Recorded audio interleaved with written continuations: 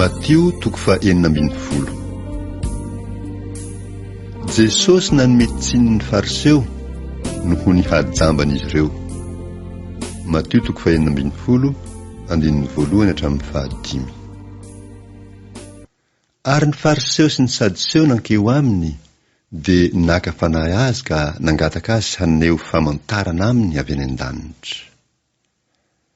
Ary izy namaly ka nanao taminy hoe: noho ny hariva dia hoy ianareo ho tsara ny andro fa mena ny lanitra, ary noho ny maraina dia hoy ianareo ho ratsy ny andro fa mena sy manjombona ny lanitra.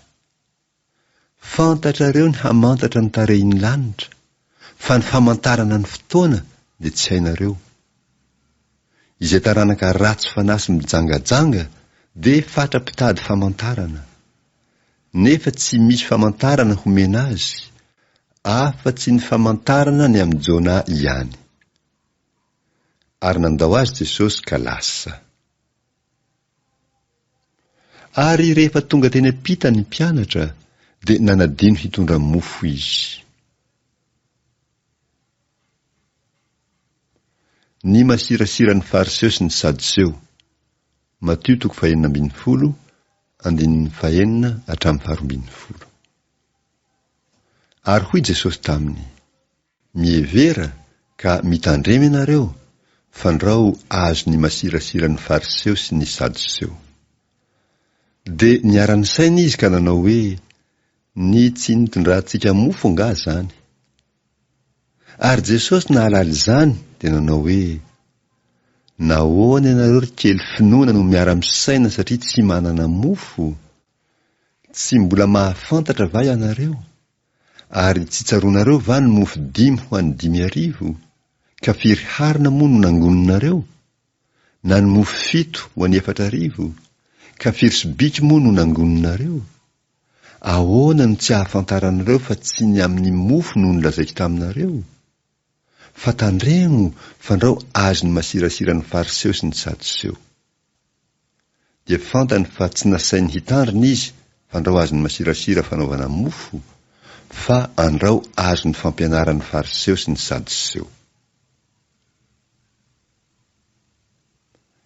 Petera nanaiky an'i Jesosy ho ilay Kristy. Matio toko faha-16 andininy 17 hatramin'ny 19.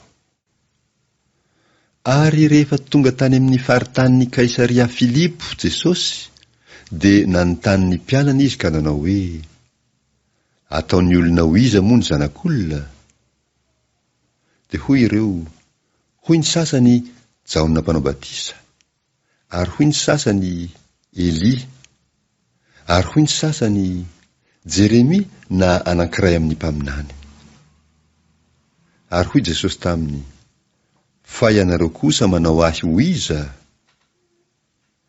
Ary namaly Simona Petera ka nanao hoe: ianao no Kristy, zanak'Andriamanitra velona.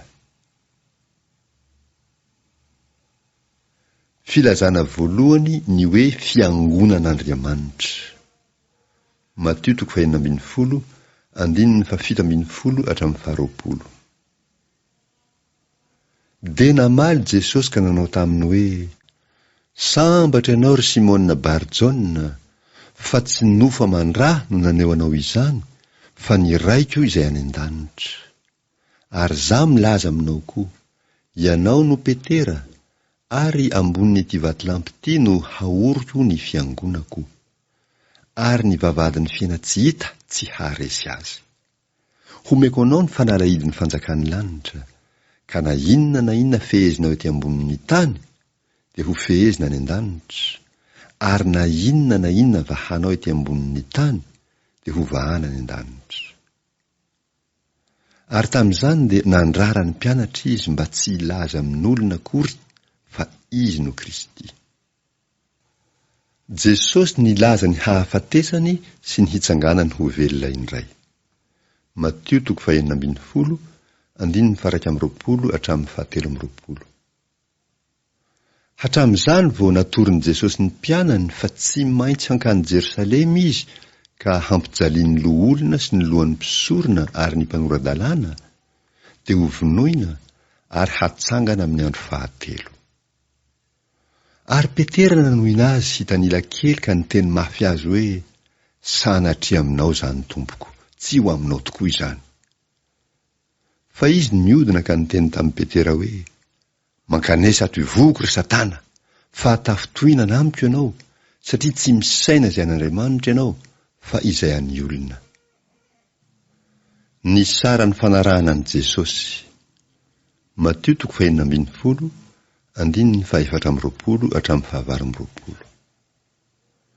Dia hoy Jesosy tamin'ny mpianany, raha misy olona ta hanaraka ahy, aoka izy handany tenany sy hitondra ny hazofijaliany ka hanaraka ahy. Fa na iza no ta hamonjy ny ainy, dia hahavery azy, ary na iza no hahavery ny ainy no ny amiko, dia hahazo izany. Fa inona moa ny soa ho azon'ny olona raha mahazo izao tontolo izao kanefa very ny ainy? Ary inona no homen'ny olona ho takalo ny ainy? Fa ho avy ny zanak'olona amin'ny voninahitry ny rainy mba amin'ny anjeliny, dia hamaly ny olona rehetra araka ny nataony. Lazaiko aminareo marina tokoa, misy ny sasany eto zay tsy mba hanandrana fahafatesana mandra-pahitany ny zanak'olona avy amin'ny fanjakany.